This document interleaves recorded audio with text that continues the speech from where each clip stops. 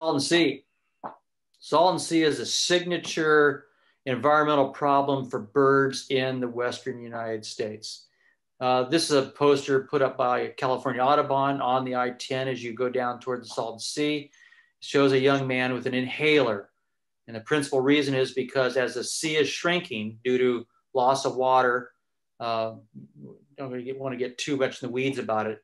There's less water going into it, it's shrinking, and it's creating toxic dust because there's all the dangerous chemicals that have come in through it, fertilizers and industrial activities in Mexico where the new river comes through. And that dust swirls up and lots of respiratory problems of communities down there. And of course, it becomes an environmental justice issue because it's really the poor communities of the Salton Sea area that are being hammered by the effects of a shrinking sea. Bird populations are suffering, but people have real life health problems because of that. It is a globally significant bird area.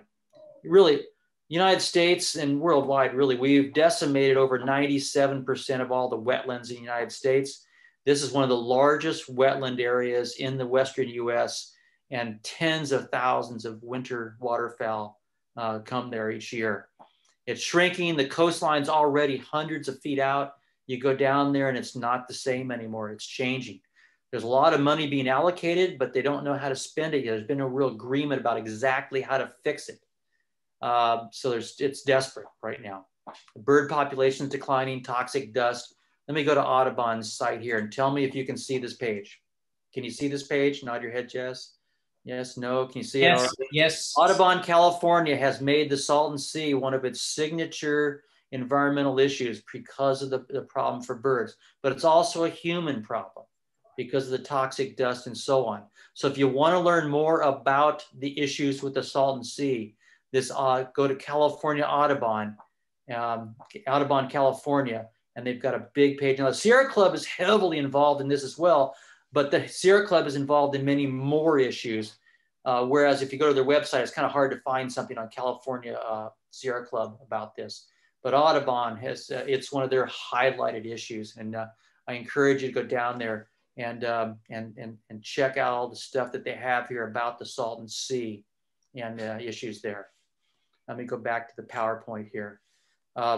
So birding the Salton Sea, two of my favorite places, the headquarters and campground, and the South End. The South End is out of the Inland Empire, but still it's a world famous birding area. So many hot spots. Those who don't know, the Salton Sea was dry in 1900. There was no water there. They were building the All-American Canal, and a little engineering disaster, and the Colorado River flowed uninterrupted for almost 2 years into the Salton Basin and created what is now the Salton Sea. And as the years go by, there's less and less water going into it, and it's become saltier than the Dead Sea in Israel. But still, birds keep coming.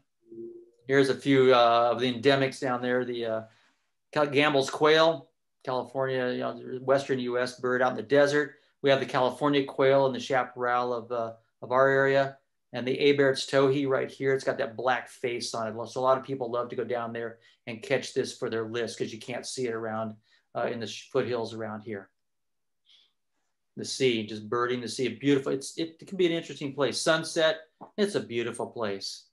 And if you look at these herons here, egrets and herons, just roosting there in the evening.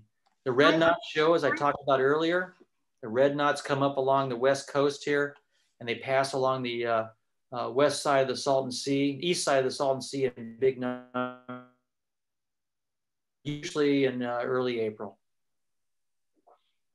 2 rivers go into it, no water exits. Sunny Bono, wildlife area. This is one of my favorite places right down here. Sunny Bono Wildlife Area is really big. This is called Unit 1 down here, and this is the headquarters up here. Both good places to bird if you go there. Make sure you go to those places, Unit 1. This is just from last November. Sandhill cranes coming in the evening at Unit 1. Got out of the car and they were passing over. Phenomenal. Many sandhill cranes come to this area in the wintertime. This is the big deal, though. A lot of hunting goes on down here for the snow geese. I'm shooting this with my spotting scope in my phone. There's a blue goose right there, walking through. It's a blue morph for the snow goose. But there's snow geese here and a few Ross's geese, and you have to learn how to tell the difference between the two. They're out in the fields during the day.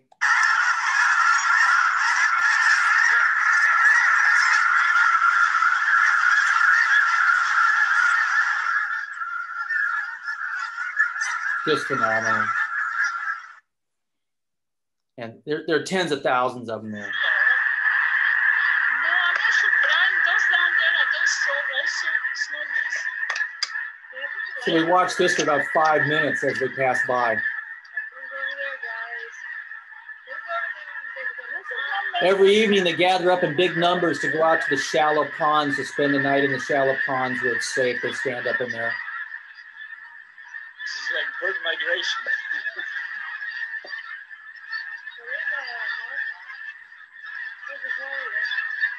There are thousands going through here, thousands. They won't be there in the summertime. They're there starting, say, in late October, November, and they're by mid-February, most of them have gone north. A lot of them go up to the Hudson Bay area, James Bay area, Baffin Island.